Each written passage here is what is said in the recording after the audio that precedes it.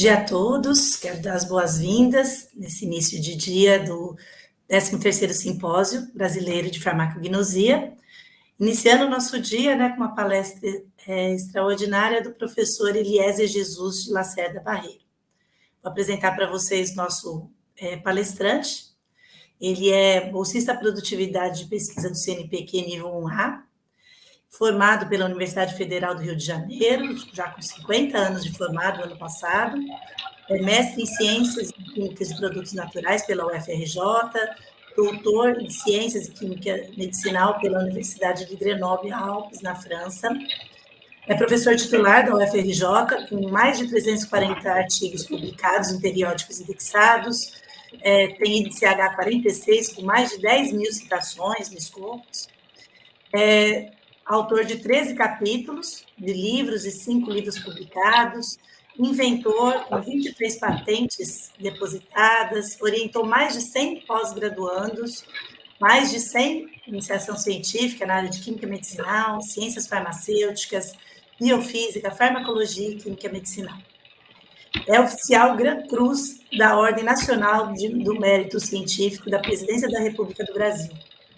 Membro associado, estrangeiro da Real Academia de Farmácia de Castilha e Leão, na Espanha, comenda do Mérito Farmacêutico do Estado de Pernambuco, membro titular da Academia Brasileira de Cientista na área de Ciências Exatas, prêmio sênior Brasmedchem pela contribuição de Química Medicinal do SBQ, prêmio Reinbold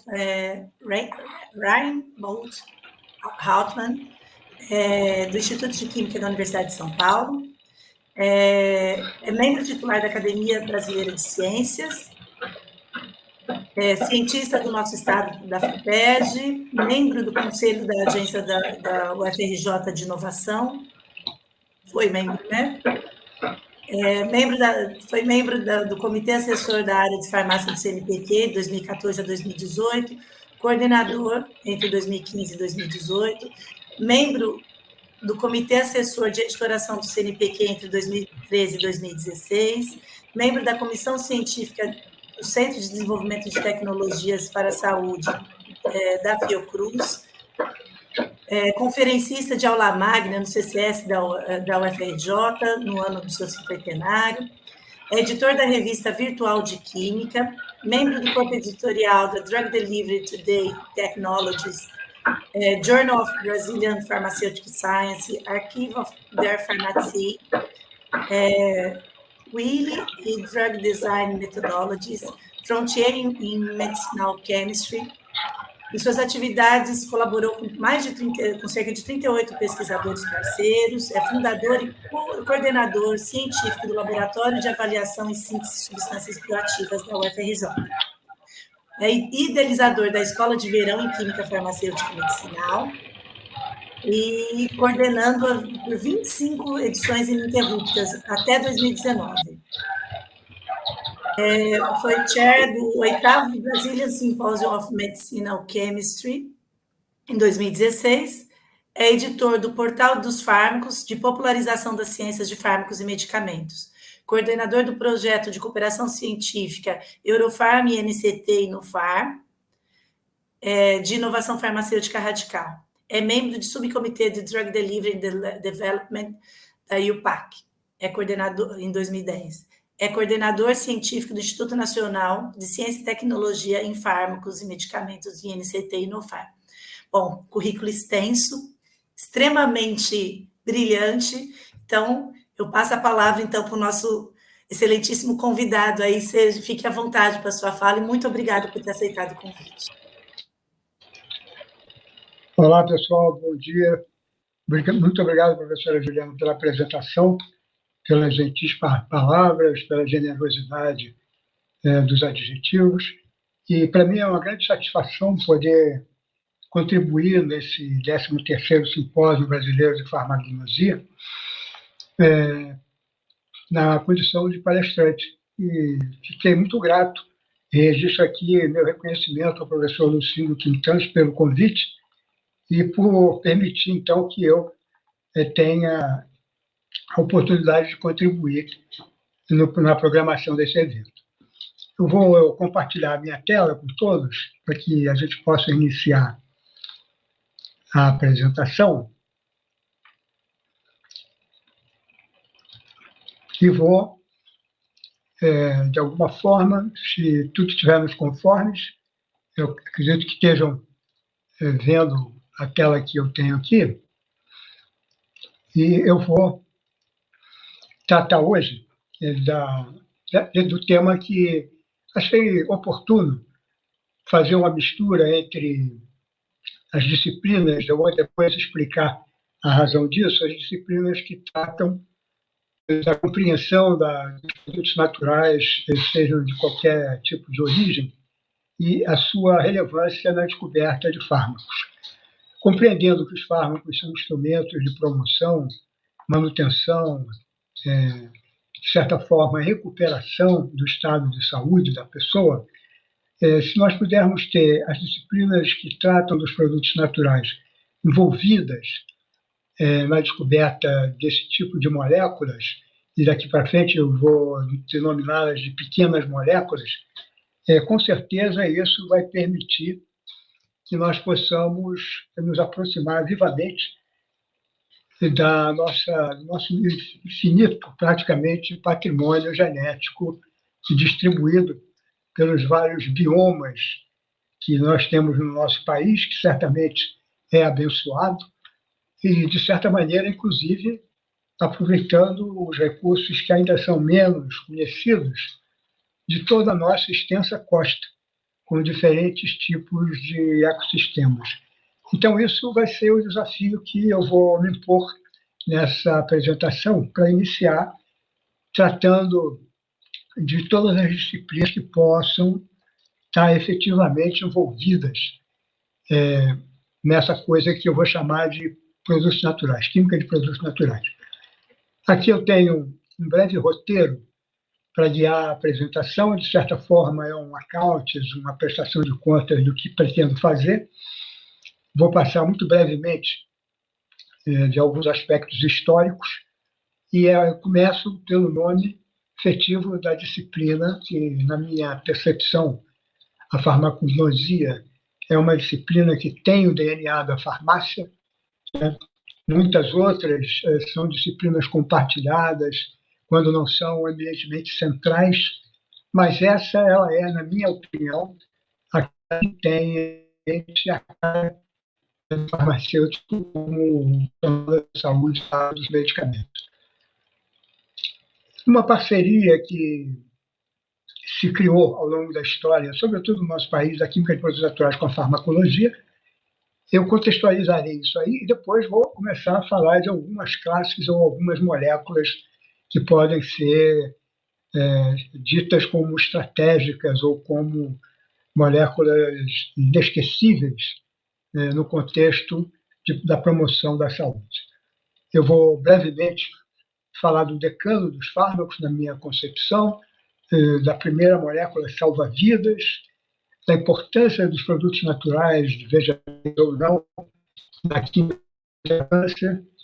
Vou falar de como o estudo de produtos naturais pode avançar de forma a contribuir para uma modificação de comportamentos sociais e ter um impacto efetivo de uma verdadeira inovação social, como foi a pílula contraceptiva, a criação de moléculas que reduzem o impacto de doenças que são bastante letais, como as doenças cardiovasculares, que podem ser atenuadas nesse índice de letalidade pelo uso das estatinas. E, finalmente, vou me afastar do mundo vegetal, já tendo apresentado alguma coisa sobre as moléculas oceânicas, como menciono acima, e certamente vou, de uma forma muito breve, falar dos venenos dos sapos e das cobras. E, finalmente, eu vou encerrar agradecendo a todos pela audiência, pela presença e pelo interesse nessa palestra. Eu vou começar, de fato, o conteúdo dessa apresentação tentando ilustrar o surgimento das disciplinas que, no fundo, convergem para que nós possamos ter a translacionalidade do conhecimento científico às prateleiras da farmácia através dos medicamentos. Em 1789, foi um ano historicamente importante para o nosso Ocidente, a partir do que foi a Revolução Francesa. A Revolução Francesa, que ocorre nesse ano, ela tem um impacto de transformação social bastante significativo que se irradia da Europa para o planeta. E, de certa forma, para o Ocidente, ela é bastante expressiva, essa influência que a Revolução Francesa tem com a queda da Bastilha no dia 14 de julho de 1789. Nesse período, houve uma transformação científica, etc. Tem uma revolução de fato. E esse senhor, Antoine Laurent de Jussieu, foi a primeira pessoa que começou a dar contribuições de forma sistemática para a organização do conhecimento, que ainda era muito distribuído e muito pouco organizado, de fato, de uma maneira mais convergente. O que Jussieu fez foi, a partir de livros documentado o efeito possível de benefícios do uso de substâncias de vegetais. Na época não se tinha o conhecimento de como fracionar isso, então o uso dessas porções, ele deu uma ordem, e ele chamou isso de uma ordem admirável, por isso botei aqui entre aspas. E em 1815, segundo os especialistas, cria-se as condições para que possamos reunir fatos em uma nova disciplina que passa, de certa maneira, a existir e que aqui entre nós tem, na sua expressão científica, a Sociedade Brasileira de Farmacologia. E a farmacologia, enquanto uma definição possível, dentre as ciências farmacêuticas, é aquela que identifica os princípios ativos responsáveis pelas respostas de interesse terapêutico. Venham de onde vier. Mas é claro que, inicialmente, havia uma predominância bastante significativa dos produtos naturais que vinham do reino vegetal. No nosso país se cria, em 1986, a Sociedade Brasileira de Farmacologia, que reúne a comunidade farmacêutica envolvida nessa disciplina e que também tangencia outras, como vocês vão compreender a partir do caminhar por esses slides.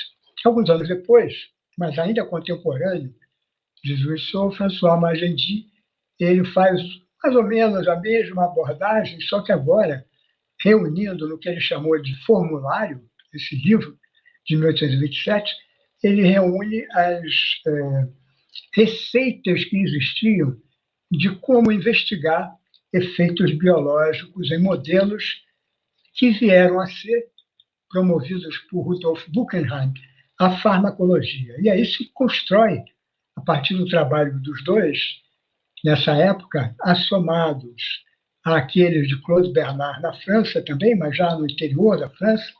Claude Bernard trabalhou muito depois de Paris, em Lyon, e ele estudava o princípio que foi levado da Amazônia a partir dos nossos ameríndios, que era o curare. Então, esses estudos permitiram as bases de uma disciplina essencial ao uso e à translacionalidade do conhecimento etnobotânico em medicamentos, que foi a farmacologia.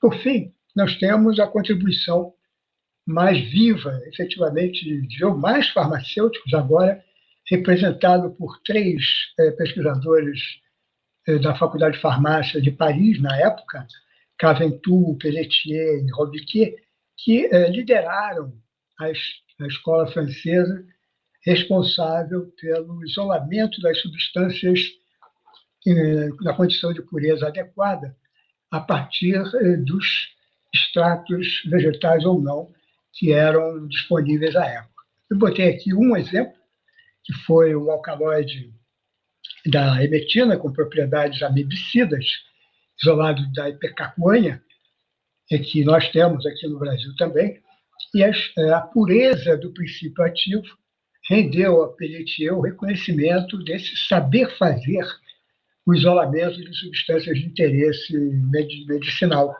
E aqui é uma foto do jardim interno da Faculdade de Farmácia da Universidade de Paris, aonde se tem aqui uma estátua em homenagem a Pelletier. Então, a importância dele na liderança dessa condição de saber purificar substâncias de interesse. Como há muito tempo se fazia estudo somente de produtos naturais de origem vegetal, cria-se, então, a base para o estudo da fitoquímica.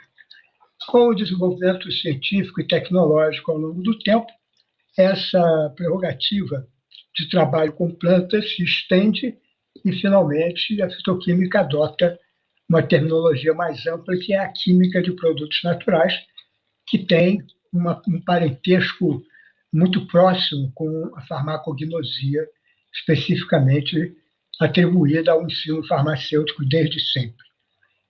Aqui, agora, a química de produtos naturais tem uma divisão específica na Sociedade Brasileira de Química, criada em 77. Curiosamente, coloquei os anos das criações das 3 sociedades da Química de Produtos Naturais, Farmacologia e Farmacognosia, e nós temos praticamente o mesmo ano dessa formação.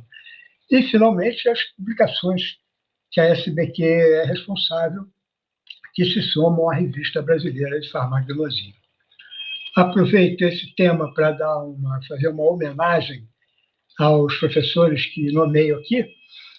3 deles tive contatos muito próximos e quase que cotidianos, como com o professor Walter Moss, um químico de produtos naturais, e o professor Nuno Alves Pereira, um farmacologista bastante prestigioso aqui no Rio de Janeiro, na UFRJ, e ambos foram professores no último ano do meu curso de farmácia feito na Faculdade de Farmácia da UFRJ. Aprendi muito com os dois e eu quero usar essa foto como simbolismo da aproximação das disciplinas relevantes à química de produtos naturais e à farmacologia. Coloquei o livro que o professor José Ribeiro do Vale publicou, da história da farmacologia no Brasil, e o professor Ribeiro do Vale, ele coordenou um projeto em que eu me engajei nos idos de 78 para estudar parte da nossa flora para fins efetivamente de aplicações terapêuticas. E coloquei o livro que o professor Morris, junto com o botânico Carlos Resini, do Jardim Botânico do Rio de Janeiro, publicaram sobre a importância econômica dos componentes químicos de várias famílias botânicas de interesse terapêutico e econômico. E rendo aqui a homenagem a um fantástico farmacognósta, farmacêutico, de carteirinha, digamos assim, que foi o professor Francisco José de Abreu Matos, da Universidade Federal do Ceará, que, enquanto químico de produtos naturais e de farmacognosta, ele se aproximou muito da parte da química mais pura, química orgânica. Trabalhos significativos ele fez e liderou a criação da farmácia viva. E se quisermos uma visão mais internacional dos avanços da farmacologia e dessa interação com a química, ele tem um artigo aqui que foi publicado no Pharmacological Reviews por Ronald Rubin, que descreve as principais conquistas dessa disciplina ao longo do seu primeiro centenário. O terceiro capítulo do nosso livro, que publiquei com o professor Carlos Roberto Mansur Fraga, meu colega de laboratório do LASM da UFRJ, o capítulo 3 desse livro é exatamente dedicado à origem dos fármacos, assim como o livro do professor Siquinel Filho, que é atual reitor da Univale, na cidade de Itajaí, em Santa Catarina. Siquinel fez alguns livros importantes na área, mas eu destaco esse que foi publicado pela Wiley em 2012, sobre bioativos de plantas e o descobrimento de fármacos. E um outro que surge 2 anos depois, o Stefan Hanessian, que foi professor da Universidade de Montreal, no Canadá, e eu gostaria de chamar a atenção ao título desses 2 livros. Esse último, ele combina a química de produtos naturais, os produtos naturais, no ambiente da química medicinal, exatamente dando a entender e sugerindo fortemente pelos exemplos que trata ao longo de todo o livro, de como uma pode se beneficiar da outra e viabilizar a descoberta de moléculas extremamente inovadoras. E o professor Sequinel foi muito feliz no título do livro que adotou, porque ele mistura os princípios ativos de planta. Então, aqui tem uma conotação expressa, embora implícita, desculpe, da farmacologia no processo de descoberta de fármacos. E aqui eu dei 3 exemplos de revisões que, de alguma forma, trazem, como um trabalho que fiz com a professora Vanderlan Bolzoni, e publicado em Química Nova, sobre a importância dos nossos recursos, que muitos estão mencionados nesse slide, como sendo relevantes, como fontes ou inspiração para moléculas de interesse terapêutico. A importância da química de produtos naturais como fonte, como inspiração e como moléculas naturais de interesse terapêutico propriamente dito, foi reconhecido pela Academia Nobel de Estocolmo, na Suécia, quando, em 2015, otorgaram o Prêmio Nobel de Medicina a estes 3 pesquisadores que fizeram a sua carreira científica em produtos naturais. Omura e Campbell trabalharam com as avermectinas, e a diferença entre elas reside nessa metila terminal que sublinhei em verde, e exatamente entre a ivermectina, também é um codinome da vermectina, que é um antiomítico importante, depende apenas da presença e ausência desse metila.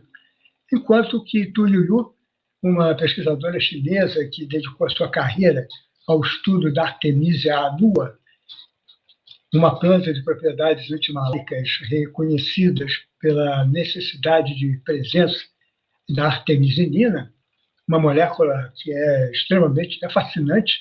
Ela possui funções químicas extremamente inusitadas, e eu já antecipo que, na minha opinião, uma estrutura química como essa é uma mágica da natureza. Não fosse a natureza, jamais teríamos a criatividade de imaginar, combinar endoperóxidos com cetais, cetais com lactonas, e isso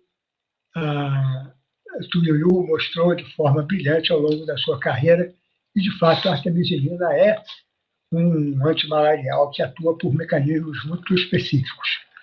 Nós temos, hoje, segundo alguns autores, e cito aqui a fonte dessa quantificação de produtos orgânicos disponíveis no planeta, segundo os autores desse trabalho, nós temos 10 elevado a 60 compostos orgânicos, dentre os quais nem todos, obviamente, possuiriam ou possuirão propriedades de interesse terapêutico. Nesse universo, dessa diversidade de quimiotipos que existem na natureza, possíveis entre os compostos orgânicos, nós temos 10 a sexta, segundo alguns autores, até 10 a sétima, produtos naturais. E, por exemplo, no Dicionário de Produtos Naturais de 2021, nós temos 328 mil compostos naturais ou derivados. E é verdade que isso foi o número afirmado por Lachance, Witzel e Waldman num capítulo que publicaram nesse livro editado por Rankovic e Banff, que chama-se O Papel de Produtos Naturais no Processo de Descoberta de Fármacos. E esse livro é dedicado exatamente ao processo de descoberta de fármacos, e isso, mais uma vez, combina a diversidade que a natureza, com a sua criatividade incomparável, podem trazer às arquiteturas moleculares que podem esconder, como verão ao longo da minha apresentação, mecanismos de ação completamente originais e até então inéditos. Na minha percepção, os glicosídeos cardíacos representam uma categoria de substâncias de interesse terapêutico capazes de recuperar a força inotrópica, a contração do músculo cardíaco, Esses compostos, que são representados aqui por essa molécula que é relativamente complexa, de digoxina, é um glicosídeo cardiotônico que é usado em cardiologia com determinados cuidados, porque o índice terapêutico dos glicosídeos cardiotônicos é muito próximo de 10, e segundo a Organização Mundial da Saúde, 10 vezes é o mínimo necessário para que se possa ter uma questão de segurança no uso de fármacos, sobretudo de uso contínuo. É interessante que eu coloquei aqui o nome de Windows e de Yan School, que são 2 prêmios Nobel, o primeiro de Química e o segundo de Medicina, mostrando a interdisciplinaridade nessa área, que foram responsáveis, o primeiro, Windows, pela definição da estrutura química dos glicosídeos cardiotônicos no início do século passado, e alguns anos após, o novo mecanismo que essa estrutura inusitada e original trouxe foi elucidado por School como sendo a bomba de sódio-potássio ATPase. Isso valeu a ele o Prêmio Nobel em 97, enquanto que o conhecimento do núcleo específico dos esteroides desenvolvidos por Windows nessa época valeu a ele o Prêmio Nobel de Química, por conta de várias contribuições que fez, inclusive, por exemplo, na biossíntese do próprio colesterol. É interessante assinalar que, embora essa molécula tenha o esqueleto do ciclopentano, peridotranantreno, as junções dos anéis AB e CD, elas não são comparáveis ao do núcleo dos nossos hormônios esteroidais. E essa diferença sutil foi atribuída à possibilidade dessa ação seletiva sobre a musculatura cardíaca. Mesmo moléculas centenárias, como a digoxina, quando revisitadas à luz do conhecimento científico mais atual, observa-se que os segredos escondidos por essas moléculas são descobertos, o que significa que essas moléculas de interesse terapêutico, a despeito de serem antigas, elas não envelhecem, porque o avanço do conhecimento permite que se encontrem informações e indicações sempre inovadoras. Vamos deter muito brevemente aqui na importância do curare, e esse é o princípio ativo do curare, que os índios amazônicos sabiam utilizar para caçar, e explorando as suas propriedades curarizantes, paralisantes, e a nível do sistema da acetilcolina. E a pessoa que eu ilustro aqui é outro prêmio Nobel, agora de Medicina, em 1957, e Daniel Beauvais, trabalhou no Instituto Pasteur durante muito tempo, e ele somou na escola francesa, agora ao nível da química, os resultados originais descritos por Claude Bernard, que mencionei anteriormente, tendo estudado a parte de farmacologia da resposta dos curares.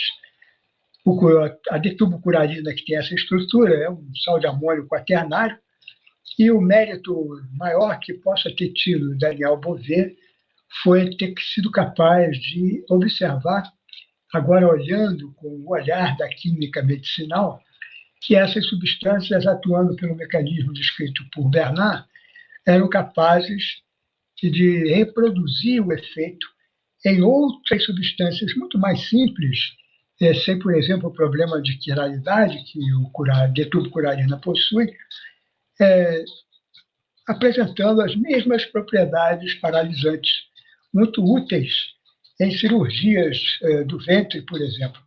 E assim ele fez um trabalho, foi publicado no final da década de 40 do século passado, entre esse sal de amônio quaternário originária do ácido succínico. Esses trabalhos de Beauvais valeram, então, o conhecimento de como se poderia tratar das estruturas químicas mais complexas e obter resultados idênticos com moléculas mais simples, respeitando o que veio a ser chamado na química medicinal dos grupos farmacofóricos da molécula. No campo dos alcaloides, é impossível falar de alcaloides sem mencionar a morfina. E a morfina tem essa estrutura química que vos apresento, foi trazida do Oriente por Marco Polo, nas suas viagens com vários tipos de especiarias que trazia sempre, e ele se interessou pela papaver sonífero, que também tinha interesse pelos efeitos que causava pelo uso do ópio, e a morfina com propriedades analgésicas bastante poderosas a nível do sistema nervoso central, foi muito, muito estudada. O problema da morfina é que ela induzia dependência química com o uso frequente, como era necessário em alguns casos de tratamento das dores do câncer. Isso fez com que a Organização Mundial da Saúde limitasse o emprego e vários pesquisadores, então, buscaram separar as propriedades que induziam dependência química das propriedades analgésicas, modificando a estrutura química da morfina. E se prestarem atenção nesse núcleo de 6 membros azulados que coloquei aqui, dentro do padrão molecular pentacíclico da morfina, surgem as 4-fenilpiperidinas, que são uma classe de analgésicos descobertos por simplificação molecular da morfina e que nascem no mercado farmacêutico em 1937. Como esse éster era facilmente hidrolisado no metabolismo, muitas vezes o ácido, na presença do grupo amino, um aminoácido, digamos assim, não tinha passagem pelas membranas biológicas, e isso prevenia o acesso ao sistema nervoso central, uma vez que não podia ser difundido de forma passiva pela barreira hematoencefálica. Por essa razão, uma segunda geração de pesquisadores modificou a estrutura das 4-fenilpiperidinas e 10 anos depois chegaram a uma classe complementar e agora sim provida de propriedades de lipossolubilidade adequada para agir no sistema nervoso central, representado pela metadona. Um segundo alcaloide que também não poderia ser esquecido é a quinina, essa agora é uma molécula, digamos, latino-americana, muito abundante na casca das plantas do Peru, e foi exatamente o vice-rei do Peru, Fernandes Bobadilla, que propiciou o primeiro uso a um europeu das propriedades antimaláricas da infusão da casca da Cinchona officinalis. E foi da Cinchona officinalis que se isolou a quinina, que foi a molécula-mãe de vários derivados quinolínicos de interesse no controle da malária. A cloroquina, a primaquina, vem mais ou menos uma década depois, e, por último, a mais importante, dentre outras que existem, mas não coloquei aqui, tem a mefloquina, desenvolvida no Instituto de Pesquisa do Exército Americano, o Instituto Walter Reed. E voltando agora, saindo das plantas, nós vamos encontrar nos fungos, identificado por Alexandre Fleming, a primeira molécula salva-vida, que é a mãe dos antibióticos. A penicilina foi uma descoberta fortuita, mas que serve para ilustrar a perspicácia de Fleming e que identifica a inibição do crescimento do halo de alguns estreptococos em placas no seu laboratório. Ele era um microbiologista e, com isso, ele associou a contaminação por fungos que resultaram, com os trabalhos que depois foram associados a Flora e a Schenck, a estrutura química do que veio a ser a penicilina G, a primeira penicilina que foi usada na terapêutica, prevenindo a infecções por micro-organismo que eram, na maioria das vezes, letais. O padrão molecular da penicilina, basicamente, tendo esse núcleo que circundei aqui, caracteriza esse vesículo tioazo-heptano, que na verdade é, quando oxidado no carbono vizinho ao nitrogênio, o sistema beta-lactâmico que dá nome à classe das penicilinas. variação do substituinte dessa carbonilamídica que permite a obtenção de milhares de moléculas de interesse e de uso terapêutico. A penicilina ela tem, na sua história, contribuições diretas e indiretas ao conhecimento científico, sobretudo de interesse para os fármacos, porque foi a molécula que nos ensinou, praticamente, a usar a via injetável, visto que, por via oral, ela não resistia com muita facilidade ao suco gástrico. Na acidez, ela podia ter uma reação que era muito parecida, embora o nucleófilo aqui fosse a água, era muito parecida àquela que as bactérias resistentes utilizavam para inativar o grupo farmacofórico das beta-lactamas. Sabendo disso, os químicos medicinais concluíram que poderiam utilizar moléculas mais simples, mas que poderiam servir de alguma forma de um tipo de cilada para as bactérias resistentes, e aí nasce uma classe comparável às beta-lactamas. Ela continua aqui, o núcleo beta-lactâmico, mas agora combinada a um anel homólogo de 6 átomos de carbono, de 5 átomos de carbono com enxofre, que são as cefalosporinas. E a combinação dessa beta-lactama com essa outra, que não tem propriedades antimicrobianas, mas sim inibe a beta-lactamase, que é a enzima que abre o anel beta-lactâmico do antibiótico. Essa combinação resulta num fármaco lançado em 2014, relativamente recente, com um efeito antibiótico brilhante no trato de infecções do trato respiratório e também do trato urinário. Vamos sair um pouco dos fungos e das plantas e vamos para as substâncias de origem marinha. E esse livro, publicado por Fusetani, ele resume o que foi um congresso realizado em Tóquio sobre os auspícios da Sociedade Química Japonesa, coordenado por Fusetani, onde uma diversidade enorme de moléculas complexas são descritas e discutidas quanto aos seus efeitos terapêuticos. Coloquei aqui alguns artigos que podem ser identificados como sendo úteis e chama a atenção esse da professora Letícia Lotufo, publicado em Química Nova no nosso idioma, que facilita a leitura daqueles que tiverem interesse. Do mar, esses autores encontraram uma prostaglandina que era tida até então como sendo um produto natural endógeno e fisiologicamente relevante, mas em mamíferos, e isso foi encontrado em corais do gênero Plexaura homomala, de variedade homomala. E essa substância, a prostaglandina A2, ela foi intensamente estudada para se transformar, em função da abundância natural que tinha, em prostaglandinas primárias, representadas aqui pela prostaglandina E2, e graças a isso foi possível se compreender o papel da fisiologia desse padrão de compostos. Durante a minha tese de doutorado, orientado pelo professor Pierre Crapet, autor desse livro, tive a oportunidade de trabalhar muito com as prostaglandinas, fazendo derivados modificados que foram avaliados posteriormente.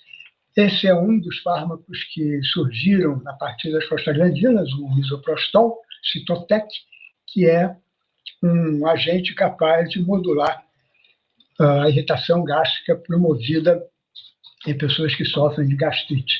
E é uma substância que é um profármaco, precisa perder esse éster terminal, e a criatividade dos químicos medicinais à época, especialmente da Pfizer e da Sun, foram capazes de proteger o grupo mais vulnerável ao metabolismo endógeno de uma prostaglandina, que é esse álcool alílico, simplesmente trocando a hidroxila de um carbono além e terceirizando, entre aspas, fazendo esse álcool terciário inviável de ser oxidado.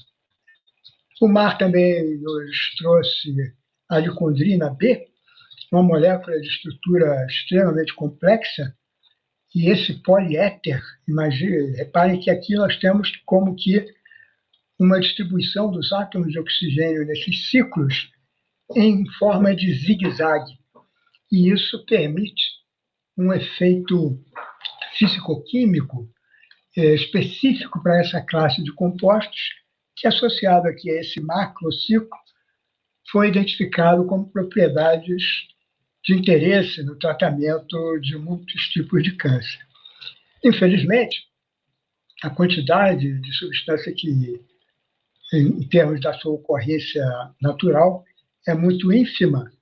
E, por exemplo, a partir de 1 tonelada de esponjas, onde esse composto é isolado, obtém-se apenas 300 miligramas. Razão pela qual muitos pesquisadores, inclusive o autor desse trabalho, que vai aparecer no próximo slide, se dedicaram à síntese total desse padrão molecular e lograram obter diversos tipos de análogos. Foi um trabalho liderado por Yoshito Kishi, na Universidade de Harvard, da onde se identificou a eribulina, que veio a ser usada no tratamento de câncer de mama, já com problemas de metástase. Foi preservado aqui o macrociclo e o poliéter foi modificado simplesmente para essa subunidade molecular em que eu circundei de verde. Dessa maneira, tem-se aqui um exemplo bastante significativo de como se pode ter uma modificação molecular dirigida e otimizando os efeitos sem desperdício de carbonos, como comparando a estrutura da licondrina com da eribulina.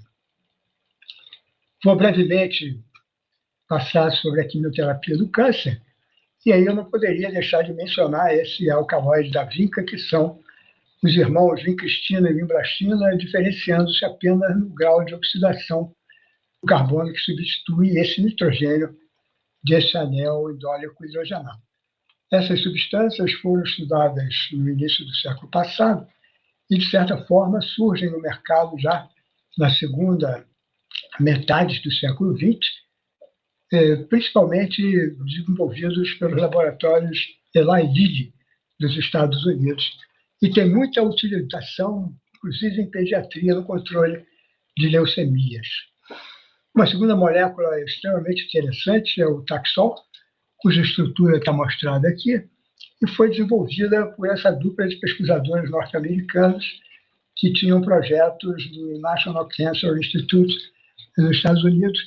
E o que eu quero chamar a atenção é que esse núcleo, que é o núcleo taxânico todo em verde, tem 4 anéis condensados. Essa substância tem uma profusão de centros estereogênicos que certamente fez um desafio à sua síntese, visto que a ocorrência é muito pequena, mas eu afirmo-vos que esse padrão molecular jamais teria sido imaginado por nenhum dos químicos possíveis no planeta, mais criativos, por exemplo, com esse sem número de compostos de centros assimétricos e com esse anel oxetânico terminal. Esse composto foi obtido por síntese deste Holton, na Flórida.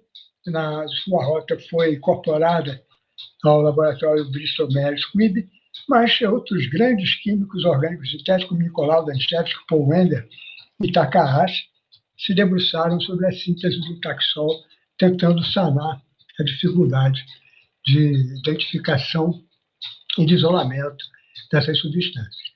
Agora, reparem que essas estruturas inusitadas, como mencionei da artemisinin, como menciono agora do Taxol, elas têm uma coisa em comum muito interessante, que são a originalidade molecular esconde mecanismos de ação completamente inovadores. E Susan Horvitz, dos Estados Unidos, identificou esse novo mecanismo de controle da proliferação celular estudando o Taxol, o que jamais poderia ter sido feito se a natureza não tivesse nos inspirado com a molécula do Taxol. A tentativa de domesticar essa substância foi feita Aqui, um grande amigo meu, pessoal, trabalhamos juntos na Universidade de Grenoble durante o meu doutorado, o professor Andy Green, ele foi capaz de obter esse derivado no projeto em colaboração com Pierre Poitier, do GIF-Sirodet, em Paris, utilizando um precursor muito mais abundante, mas que já tem um esqueleto definido, inclusive contra os centros de assimetria. E isso fez com que esses processos de hemissíntese fossem muito largamente explorados na obtenção de derivados análogos dos produtos naturais de estrutura complexa. Hoje, a família dos taxanos cresceu, como digo aqui, e nós temos esses 3 fármacos ingressados no arsenal terapêutico contemporâneo.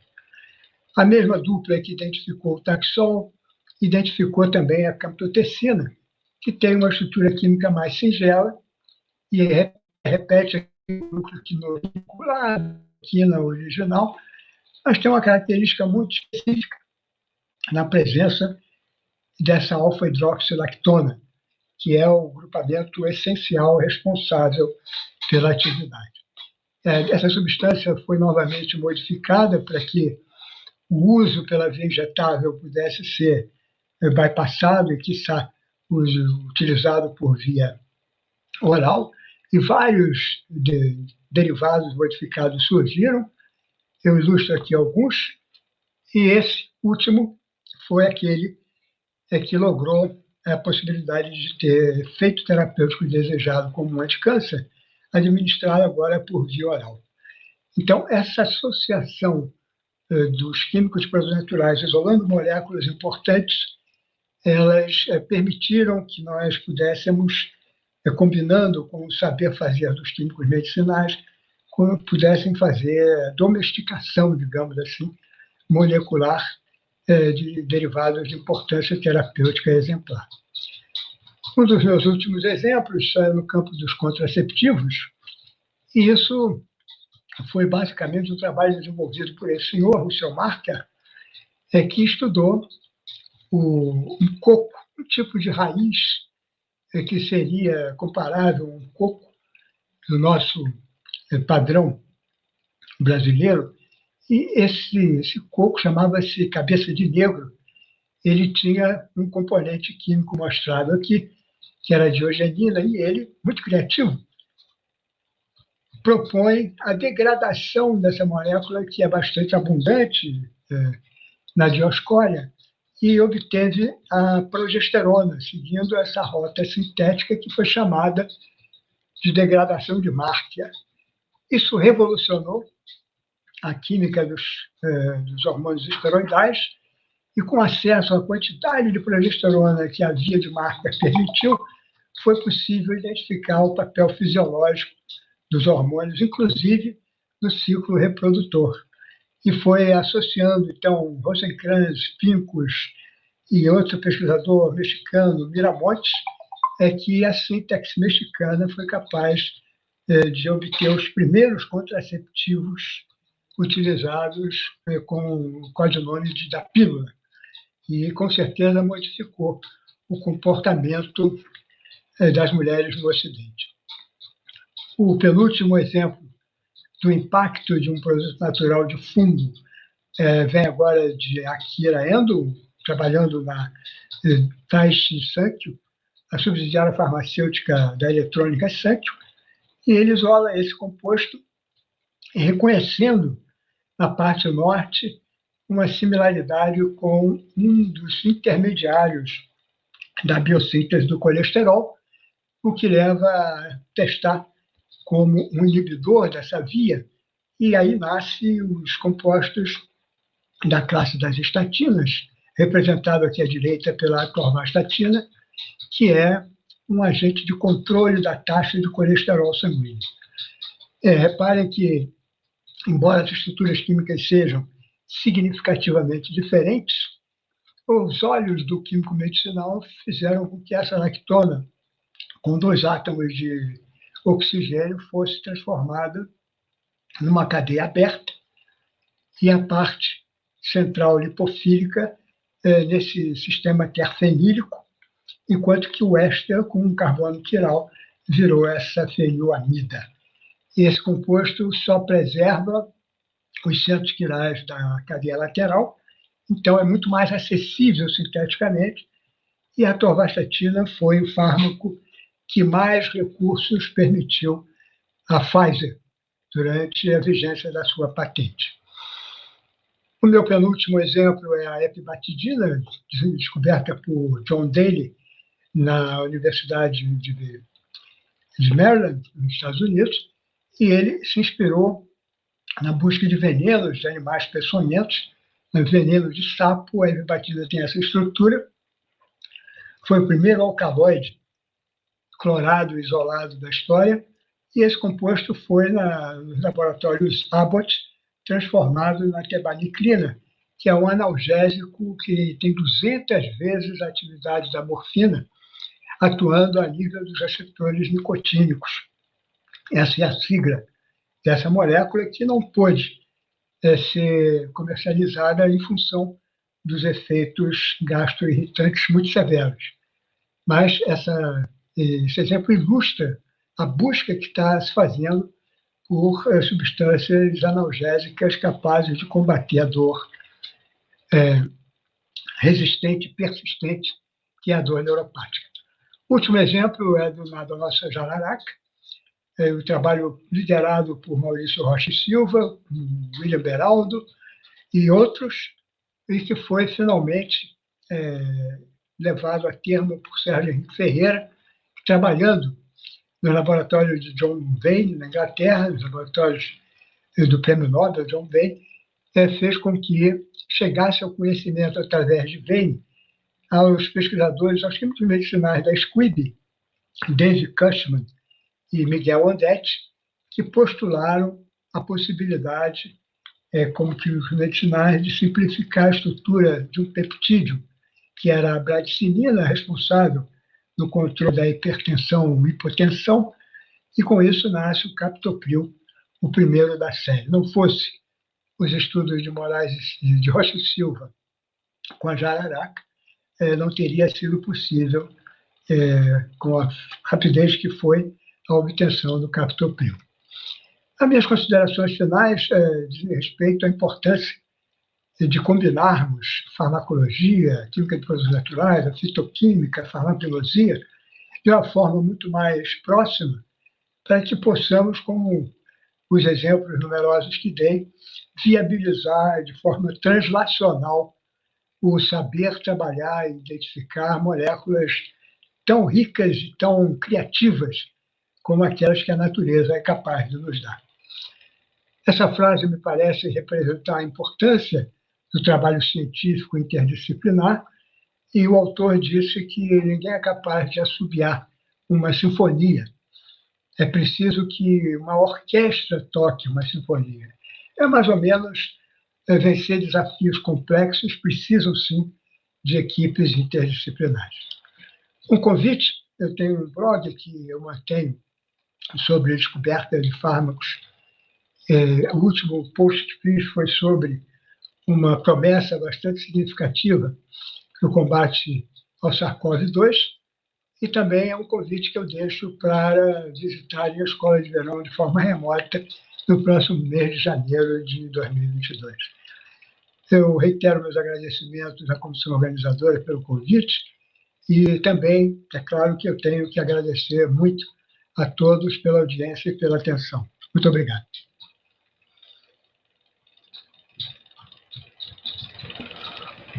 Obrigada, professora.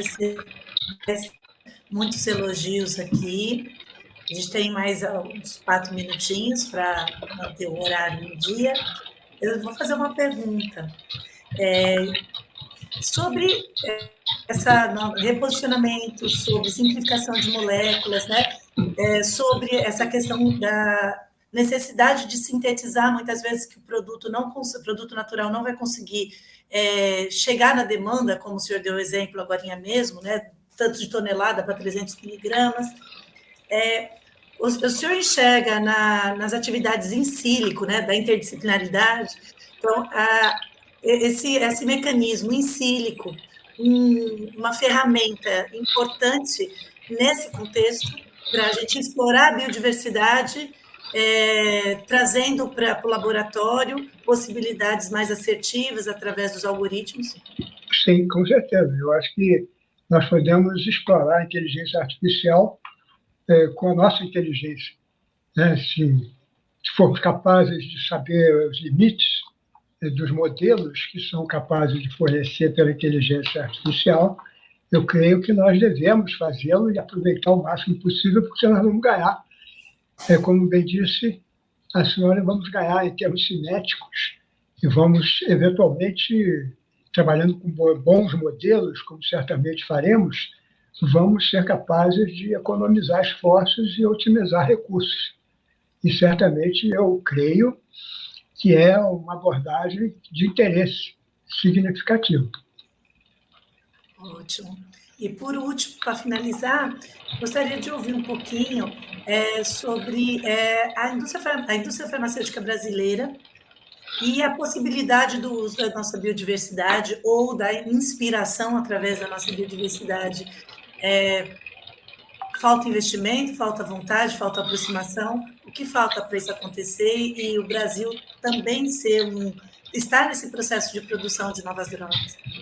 Bom, de fato, nós temos hoje falar de apoio à ciência no Brasil, né, nessa data, é um negócio que só me entristece, porque nós não temos nenhum motivo nem de acordar, digamos assim. A situação é bastante calamitosa, na minha opinião. Mas, com certeza, isso vai passar. Como toda tempestade, não dura para sempre, então nós temos que ter a capacidade de resistir. E resistindo, como certamente faremos, eu creio que nós temos grandes chances, porque é algo, na minha opinião, e pela experiência que acumulei transitando aí pela direção das indústrias farmacêuticas, as grandes empresas farmacêuticas brasileiras, há uma mudança de percepção. E essa mudança de percepção hoje é de que a sopa dos genéricos vai secar, porque a sopa dos genéricos vai chegar a um limite de possibilidades de retorno ao investimento feito, enquanto que a inovação farmacêutica radical, seja oriunda do nosso patrimônio genético ou não, é uma opção muito significativa. As moléculas de origem natural, elas têm algumas restrições que eu tentei, en passant, mostrar, que é exemplificado pelas do mar, cuja complexidade estrutural é muito grande, vários centros quirais, a abundância natural é muito baixa, e isso exige que nós tenhamos equipes, como foi dito, capazes de articular competências de maneira convergente. Então, aí sim nós teremos a possibilidade, como a empresa, vou ter que citá-la, porque é justo que o faça, a Axê com o Axeflan. É um dos exemplos que não é o único, mas é o que foi de maior impacto mercadológico, foi uma decisão do dono da empresa que apostou as suas fichas e chegou onde queria. Então, eu acho que tem muito da vontade política das empresas de fazerem acontecer. E com o financiamento adequado, nós teremos, com certeza, a competência científica, se possível, numa associação com as universidades, capazes de transformar essa coisa numa realidade palpável nos próximos, se tudo correr bem, nos próximos 5 a 10 anos. Ok, então vou agradecendo, finalizando esse nosso momento. Muito obrigada, professor, pela sua disponibilidade, excelente palestra, e vamos convidando para participar, para ouvir os nossos próximos palestrantes. Tá ótimo, muito obrigado. Eu que agradeço. Tudo de bom, bom evento para todos. Obrigada.